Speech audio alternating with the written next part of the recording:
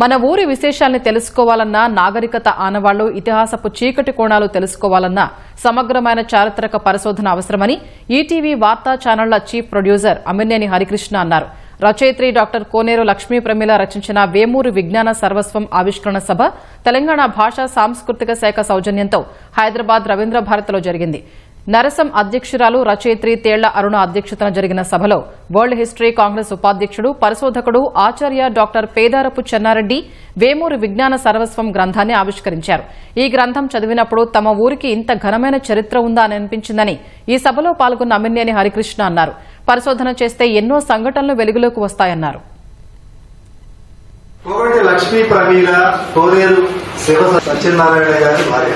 ఒకసారి ఎప్పుడో మాట సందర్భంలో తను చెప్పారు, చదువుకోవడం కాదు, నా వంశానికి ఏదైనా ఉపయోగపడే పని చెయ్యి అని చెప్పారట. జనరల్ గా ఒక వయసు దాటిన తర్వాత చాలా అంశాల్లో మనకి యాక్టివ్నెస్ ఉండదు. ఈ తరం పిల్లలకి అసలే లేదు. అంటే ఎంత నవ యవనంగా ఎంత ఒక కుర్రవాళ్ళు చేయాల్సిన పనిని ఆవిడ ఆ వయసులో చేసిందంటే, అమ్మ మీరు నిజంగా చాలా మందికి ఇన్స్పిరేషన్. చాలా మంది తెలియదు. ఒక సిద్ధాంత గ్రంథం రాసేటప్పుడు, ఒక ఊరు చరిత్రను మనం వెలికి తీసేటప్పుడు మన ఊరి వెనక ఎంత కథ ఉంటుందా అంటే, నిజంగా ఈ రోజు ఈ పుస్తక రూపంలో చూసినప్పుడు ఎంత గర్వంగా అనిపిస్తుందంటే, వేమూరికి ఎంత చరిత్ర ఉందన్న సంగతి ఆమె రాసిన తర్వాతే మాకు తెలుస్తుంది. ఏ వ్యక్తి అయినా మన ఊరి విశేషాలు తెలుసుకోవాలి అంటే, లేదా నాగరికత ఆనవాళ్ళు తెలుసుకోవాలి అంటే ఇటువంటి చారిత్రక పరిశోధన ఎంతో అవసరం.